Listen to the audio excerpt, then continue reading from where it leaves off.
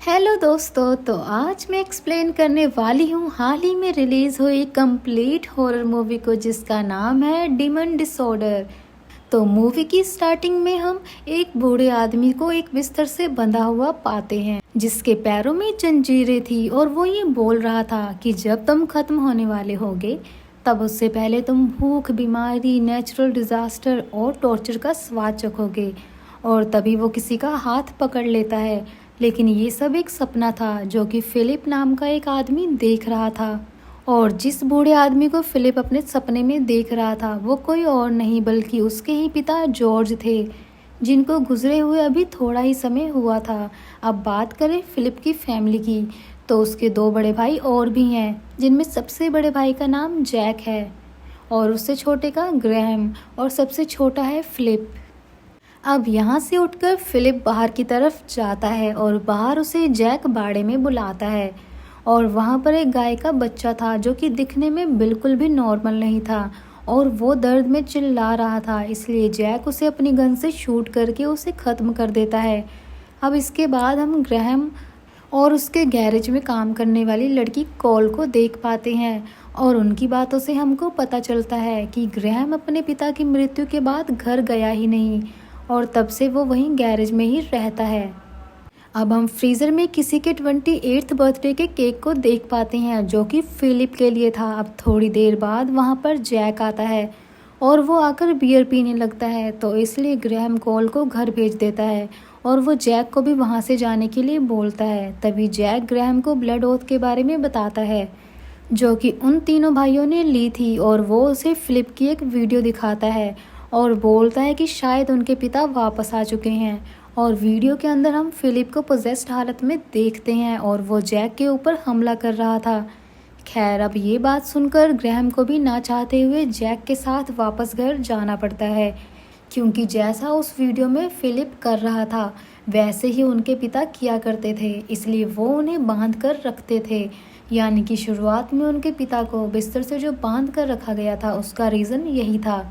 अब थोड़ी देर के बाद में वो दोनों ही घर पहुंच जाते हैं और ग्रैहम वापस आकर बिल्कुल खुश नहीं था और उसे पास्ट के विजन्स आ रहे थे जिसके अंदर वो अपने पिता को देखता है। बेसिकली ग्रैहम की यहाँ पर काफ़ी दर्दनाक यादें थी जिसके चलते वो यहाँ पर वापस नहीं आना चाहता था।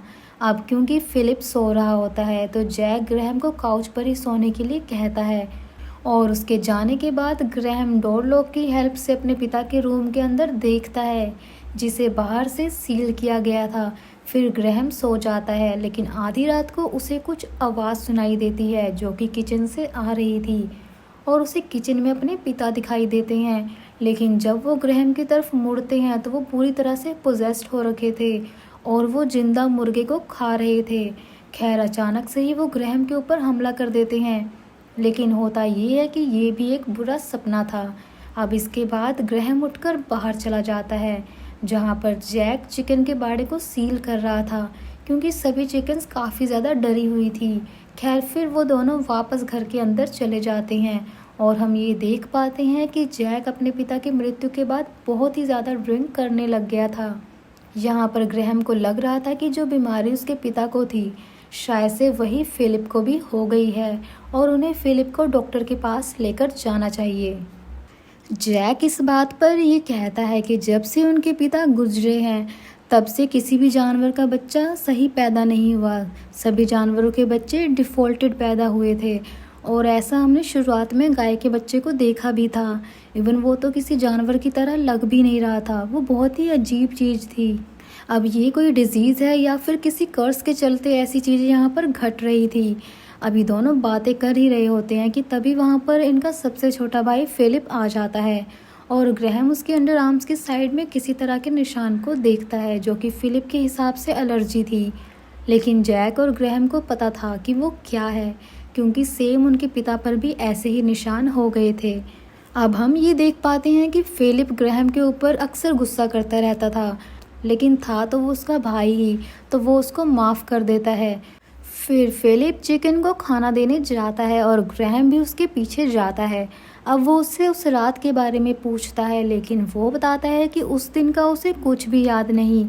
इसके बाद वो वहाँ से चला जाता है और सीन अब रात की तरफ आता है और ग्रैहम को फिर से फ्लैशबैक आने लगते हैं, जिसके अंदर हम देखते हैं कि उनके पिता उन तीनों से बहुत प्यार करते थे।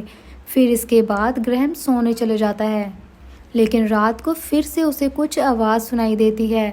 वो जाकर चेक करने लगता है और फिलिप के रूम में वो देखता है, लेकिन वहाँ पर फिलिप मौजूद नहीं था, लेकिन बिस्तर के नीचे से किसी चीज़ की आवाज़ आ रही थी। और चेक करने पर ग्रैहम को बिस्तर के नीचे एक चिकन मिलता है, इसलिए वो उसे उठाकर बाहर छोड़ने जाता है।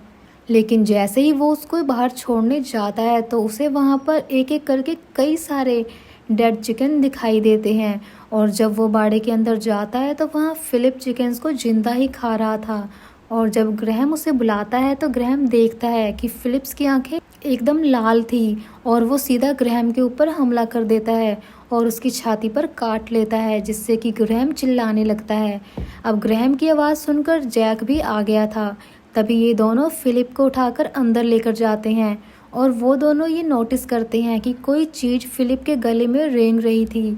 तो जैक किसी तरह से फिलिप के मुंह में हाथ डालकर उस चीज़ को बाहर निकालता है, लेकिन उस चीज़ की वजह से फिलिप के मुंह से खून निकलने लगा था, जो कि उन चिकन्स का था जिन्हें उसने जिंदा खाया था।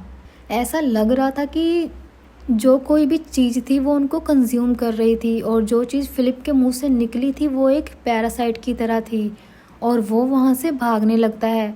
और जब ग्रैहम उसका पीछा करता है तब बाथरूम का दरवाज़ा अपने आप लॉक हो जाता है, जिसका मतलब ये कोई एलियन पैरासाइट नहीं बल्कि एक डिमोनिक पैरासाइट है। खैर, फिर इन सब के बाद ग्रैहम और जैक खुद को पहले साफ़ करते हैं और उसके बाद वो दोनों कुछ वेपन्स लेकर बाहर जाते हैं उस पैरासाइट को ढूंढने के लिए। खैर, वो दोनों पूरे फ्लोर पर और चीज़ों के नीचे उस पैरासाइट को ढूंढने लगते हैं, लेकिन वो उन्हें कहीं नहीं मिलता क्योंकि वो उनके ऊपर छत पर चिपका हुआ था। इसलिए ग्रैहम जैक को एक डंडा देता है, जिसकी मदद से वो उस पैरासाइट को नीचे गिराने की कोशिश कर रहा था। और ग्रैहम उस पैरासाइट को गिरते ही एक बैग में रख लेता है, लेकिन वो पैरासाइट बहुत स्मार्ट था। वो जैक के डंडे से बचने की पूरी कोशिश कर रहा था, लेकिन जैक उसे किसी तरह से नीचे गिराने में सफल हो जाता है और ग्रैहम उसे बैग में डालकर बंद कर देता है। फिर वो दोनों ही उस पैरासाइट को एक कंटेनर में ले जाकर बंद कर देते हैं, जिसके बाद फिलिप का एक फ्लैशबैक दिखाया जाता है, जिसके अंदर वो अपने पिता के लिए खाना छोड़कर वहाँ से जाने वाला था, लेकिन वो अपने पिता की बातों में आकर उनके पास बैठ जाता है, जो कि बिल्कुल सख्त मना था। उन तीनों को ही अपने पिता के पास जाने से मना किया गया था और ये रूल खुद उनके पिता ने ही बनाया था। अब यहाँ पर हमको ये पता चल जाता है कि क्यों उसने ये रूल बनाया था, क्योंकि उनके पिता उस पैरासाइट से पोजेस्ड हो रखे थे। स्टार्टिंग में जो उनकी हालत थी वो इसी पैरासाइट की वजह से थी और इसलिए वो फिलिप पर हमला कर देते हैं, लेकिन वो किसी तरह बचकर वहाँ से भाग जाता है। और ये चीज़ हमने उसके नाइटमेयर में देखी थी। फिर हम प्रेजेंट में आ जाते हैं, जहाँ पर हम फिलिप को चेन्स में बंधा हुआ पाते हैं और उसके पास ग्रैहम आता है और फिलिप कहता है कि अब पैरासाइट बाहर है तो वो उसको आज़ाद कर दें क्योंकि अब वो ठीक है, और ग्रैहम भी उसको आज़ाद कर देता है। जिसके बाद जैक बाड़े में मरे हुए चिकन्स को उठाने लगता है और ग्रैहम घर के अंदर जो खून फैला हुआ था उसको साफ करने लगता है, जिस बीच हम फिलिप को देख पाते हैं जिसका कनेक्शन अभी भी उस पैरासाइट से है। उसके अंदर से पैरासाइट तो निकल गया, लेकिन फिलिप अभी भी पैरासाइट के पोजेशन में था और पैरासाइट फिलिप को ऑर्डर देता है कि वो उस कंटेनर को खोल दे और वो कंटेनर को खोल भी देता है, जिसके चलते वो पैरासाइट वापस से फिलिप के शरीर में चला गया था। फिर ग्रैहम को अपने पिता के रूम में से कुछ आवाज़ें आने लगती हैं जो कि सील्ड था, जिसके बाद वो रूम के बाहर से लकड़ियों को हटाकर अंदर चला जाता है, जो कि उसकी गलती थी, उसे नहीं जाना चाहिए था। उनके पिता ने उसको मना किया था ऐसा करने से। खैर, अपने पिता की चीज़ों को ग्रैहम देखने लगता है और वहीं बिस्तर पर उसके पिता के खून के दाग भी थे जहाँ पर उनको बांध कर रखा गया था। जिसके बाद वो जैक आ जाता है। वो ग्रैहम को वहाँ से चलने के लिए कहता है क्योंकि उनके पिता ने ही ख़त्म होने से पहले वहाँ पर आने से उन्हें मना किया था और इसलिए उन्होंने उस रूम को सील भी कर दिया था। अब यहाँ जैक को पता नहीं था कि ग्रैहम ने फिलिप को आज़ाद कर दिया है, इसलिए वो बैठकर टीवी देखने लगता है और ड्रिंक करने लगता है और उधर ग्रैहम जो होता है वो बाथरूम में देखता है जहाँ पर फिलिप ने काटा था। वहाँ पर आग फॉर्म हो रही थी। अब यहाँ एक ज़ॉम्बी वायरस वाला कॉन्सेप्ट है, जिस पर्सन को पोजेस्ड पर्सन काटेगा या फिर स्क्रैच करेगा वो पोजेस होने लगेगा। लेकिन यहाँ सीन ये है कि इस डीमन ने जिस पहले पर्सन को पोजेस किया होगा, जब तक वो ख़त्म नहीं होगा तब तक दूसरा पर्सन पोजेशन में नहीं आएगा। यानी कि जैक के ऊपर स्क्रैच तो आ गए थे, यानी उसको इन्फेक्शन तो हो गया था, लेकिन फुल पोजेशन तब होगा जब फिलिप मारा जाएगा। जैसे कि हमने शुरुआत में फिलिप के एक नाइटमेयर में देखा था, जो कि रियल था। रियल में ऐसा हुआ था कि उसके पिता के पास वो खाना लेकर गया था, जिसके चलते उसके पिता ने उस पर हमला कर दिया था और उसको स्क्रैच कर दिया था, जिसके चलते फिलिप का जो पैरासाइट से कनेक्शन था वो जुड़ गया था। और आपने नोटिस किया होगा वो जो अंडर आर्म्स के पास वाले निशान थे वो असल में उसके डैड के ही स्क्रैच वाले निशान थे, और ऐसा शायद पहले उसके पिता के साथ भी हुआ होगा। अब जैसे ही फिलिप के पिता ख़त्म हुए तो ये पोजेशन कंप्लीट हो गया, और इसके चलते ही फिलिप पूरी तरह से पोजेशन में आ गया। और शायद अगर ग्रैहम उस पैरासाइट को कंटेनर में डालने के बजाय ख़त्म कर देता तो ये पैरासाइट डीमन वाली चीज़ उसी समय ख़त्म हो जाती। लेकिन क्योंकि अब वो फिर से फिलिप के अंदर है तो उन्हें फिलिप के अंदर से उसे निकाल कर मारना होगा। अब इसके बाद हम ये देख पाते हैं कि जब जैक टीवी देख रहा था तब उसके पीछे से कोई चीज़ बहुत तेज़ी से निकलती है। जब वो चेक करता है तो उसे अपने पिता के रूम में फिलिप नज़र आता है।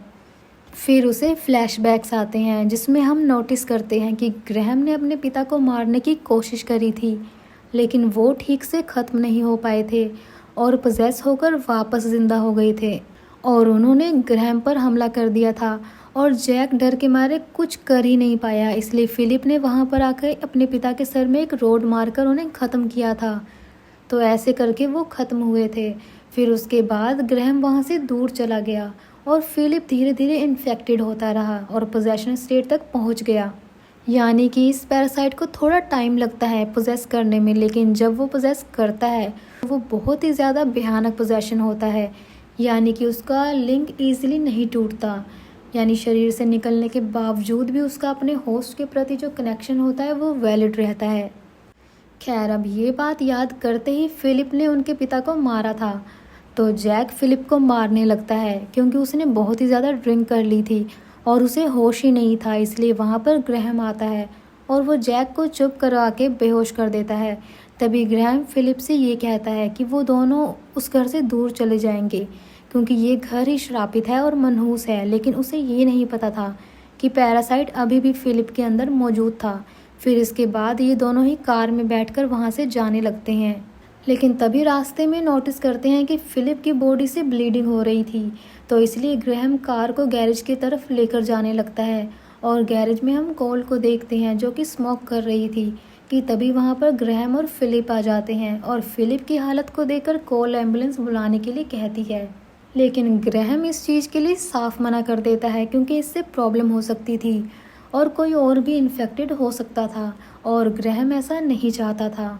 खैर, फिलिप खून की वॉमिट्स कर रहा होता है और ग्रैहम कोल को फिलिप का ध्यान रखने के लिए बोलकर खुद अपने ऑफिस में चला जाता है और वो जाकर एक शॉकिंग चीज़ करता है। वो अपनी चेस्ट में से उस पैरासाइट को एक सीजर की हेल्प से निकालने की कोशिश कर रहा था और बाहर कोल जो होती है वो हेल्प के लिए कॉल कर देती है। लेकिन तभी वो नोटिस करती है कि पीछे तो फिलिप था ही नहीं और यहाँ पर वो फिलिप को ढूंढने लगती है कि तभी फिलिप पोजेस्ड स्टेट में कोल के पीछे आकर खड़ा हो जाता है और अचानक से लाइट चली जाती है। अब कोल डर कर सीधा ग्रैहम के ऑफिस में चली जाती है और पूछने जाती है कि ये सब हो क्या रहा है। लेकिन तभी वहाँ की सभी चीज़ें उन दोनों पर आकर गिरने लगती है, तो वो दोनों टेबल के नीचे खुद को छुपाकर बचाते हैं। अब जब चीज़ें गिरना रुकती हैं तो वो दोनों बाहर आते हैं और फिलिप को ढूंढते हैं, लेकिन फिलिप की बजाय वहाँ पर जैक आ जाता है अपनी गन लेकर और वो ग्रैहम पर गन पॉइंट कर देता है। वो उससे फिलिप के बारे में पूछता है, लेकिन ग्रैहम तो खुद यहाँ पर उसको ढूंढ रहा था। तो अब ये दोनों ही कॉल को ग्रैहम के ऑफिस में भेज देते हैं और खुद अपने भाई फिलिप को ढूंढने लगते हैं और उन्हें फिलिप थोड़ा ढूंढने पर मिल भी जाता है, पर एक जगह पर वो उल्टा लटका हुआ मिलता है। अब वो दोनों उसे बहुत मुश्किल से पकड़कर चेन से बांधते हैं और उधर कॉल ने पुलिस को कॉल कर दिया था। खैर, अब यहाँ पर क्योंकि वो पैरासाइट एक डीमन था इसलिए ग्रैहम और जैक वहाँ कुछ चीज़ों के साथ फिलिप को बांध देते हैं। अब ऐसा करने के बाद ये दोनों ही कार में बैठकर ये सोचते हैं कि आखिर क्या किया जाए। तो ये दोनों ही डिसाइड करते हैं कि इन्हें फिलिप के अंदर से फिर से उस डेमन पैरासाइट को निकालने की कोशिश करनी पड़ेगी। अब जैसे ही वहाँ से बाहर जाकर उस पैरासाइट को निकालने की कोशिश करने लगते हैं, तभी कोई शटर को नॉक करता है और वो देखते हैं कि बाहर 2 पुलिस ऑफिसर थे जो कि वहाँ पर किसी की हेल्प कॉल सुनकर आए थे। खैर, पहले वो दोनों फिलिप को वॉशरूम में लेकर जाते हैं और फिर ग्रैहम जैक को कॉल के पास जाकर उसे शांत रहने के लिए कहता है और खुद वो पुलिस ऑफिसर को बातों में उलझाने लगता है। यहाँ पर 2 पुलिस ऑफिसर थे, एक फीमेल थी और एक मेल था। फीमेल ऑफिसर का नाम पीटर था और मेल ऑफिसर का नाम टेरी था। अब इधर फिलिप की बॉडी में जो पैरासाइट डीमन होता है वो एक फुल डीमन के रूप में धीरे धीरे निकलने लगता है। खैर, अब ग्रैहम को भी मजबूरी में इन दोनों ही पुलिस ऑफिसर्स को अंदर चेकिंग के लिए लाना पड़ता है और इधर वो पैरासाइट डीमन धीरे धीरे एक फुली ग्रोन डीमन में बदल गया था। अब यहाँ वो दोनों पुलिस ऑफिसर आकर अंदर चेकिंग करने लगते हैं। टेरी बाथरूम में चेक करने चला जाता है और पीटर ऑफिस में चेक करने चली जाती है, लेकिन बाथरूम में टेरी को इंजर्ड हालत में फिलिप और वही डीमन मिलता है। यहाँ पर पीटर जैक और कॉल को ऑफिस में देख लेती है, लेकिन तभी टेरी अचानक चिल्लाने लगता है और बाथरूम का दरवाज़ा अंदर से बंद हो जाता है। तो पीटर कुछ नहीं कर पाती और अंदर जो डीमन होता है वो टेरी के फेस को वॉल से मार मार कर उसके फेस को बहुत ही ज़्यादा ख़राब कर देता है और मौका देखकर जैक पीछे से अपनी गन को पीटर के सर में मारकर उसे बेहोश कर देता है, लेकिन इसके चलते उसने अपने ही पैर में शूट कर लिया था। तो ग्रैहम उसको संभालता है और कॉल जैक के पैर पर कपड़ा बांधती है ताकि खून ज़्यादा ना बहे। अब ग्रैहम फिलिप को लेने चला जाता है और वो उसे बाहर लेकर आता है। तभी जो कॉल होती है वो ड्रिंक लेने चली जाती है वेंडिंग मशीन से और फिलिप ग्रैहम को बताता है कि वो डीमन वाला पैरासाइट वहीं पर है और सही में वो वहीं पर था, क्योंकि वो डीमन वेंडिंग मशीन के पास ड्रम्स के पीछे छुपा हुआ था और वो बाहर निकलकर ग्रैहम और बाकियों की तरफ आने लगता है और उस डीमन के सिर पर वो निशान भी था जो कि फिलिप के अपने डैड को रोड से हिट करने से बना था। अब हम एक फ्लैशबैक देख पाते हैं जिसके अंदर उनके पिता अपने बेटों के साथ एक ब्लड ओथ ले रहे थे। इसके अकॉर्डिंग अगर वो अपना कंट्रोल खो दें या फिर डीमन में बदल जाए तो वो उसको ख़त्म कर दें और वो तीनों साथ होने चाहिए। फिर हम प्रेजेंट में आ जाते हैं और ग्रैहम जैक से गन लेकर उस डीमन को शूट कर देता है। इसके बाद ग्रैहम अब अगला इन्फेक्टेड बन जाता है, यानी कि यहाँ पर ये तीनों जो बेटे थे, यानी कि इनकी पूरी ब्लड लाइन में जितने भी मेल्स थे सभी इससे इन्फेक्टेड थे। अगर एक मर जाएगा तो अगला इन्फेक्टेड हो जाएगा और ये जो डीमन इन्फेक्शन था वो छाती से शुरू होता था।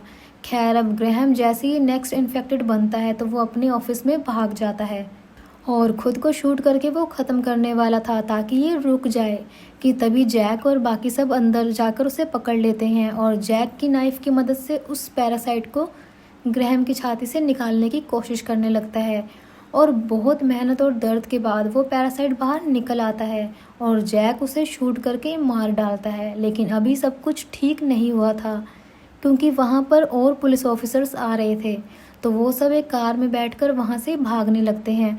ऑब्वियस सी बात है कि वहाँ पर पुलिस ऑफिसर्स ख़त्म हुए थे, जिसके चलते कोई भी एक्सप्लेनेशन बिल्कुल भी पुलिस के सामने काम नहीं करने वाली थी। आखिर कौन मानेगा कि यहाँ पर डीमन था या पैरासाइट था जिसने ऐसा किया, जिसके चलते वो वहाँ से भाग जाते हैं ताकि उनको पुलिस ना पकड़े। और इसी के साथ में डीमन डिसऑर्डर मूवी यहीं पर ख़त्म हो जाती है। तो दोस्तों, ये थी द डीमन डिसऑर्डर की कहानी। अगर आपको मूवी पसंद आई हो, वीडियो पसंद आई हो, तो वीडियो को लाइक कर दीजिए और चैनल पर नए हैं तो उसे सब्सक्राइब कर लीजिए। तो मैं आपको मिलती हूँ नेक्स्ट वीडियो के साथ। तब तक के लिए टेक केयर, अपना ध्यान रखें।